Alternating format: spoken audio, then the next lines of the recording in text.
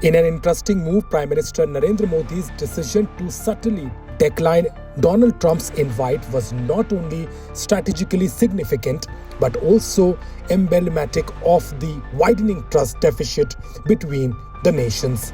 It came as India and Canada quietly signaling a thaw in their 2-year-long diplomatic freeze, burying the ghost of the Trudeau era.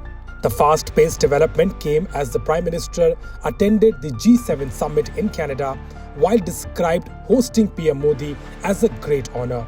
The course correction in the rocky relationship after the Justin Trudeau era seems to make Canada look a lot friendlier than the US to India presently.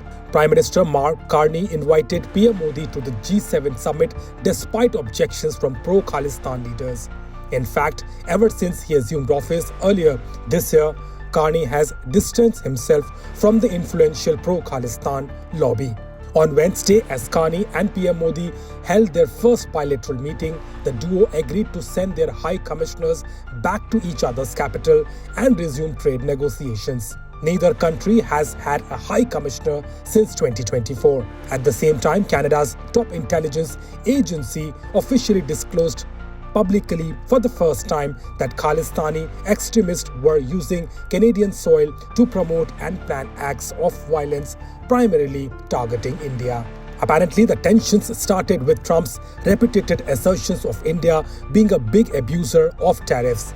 In fact, his announcement of reciprocal tariffs came just hours ahead of his bilateral with PM Modi, which was not good for the optics. However, what seems to have stunned India the most is US attempt to hyphenate India and Pakistan, especially after the hostilities in May following the Pahalgam terror attack.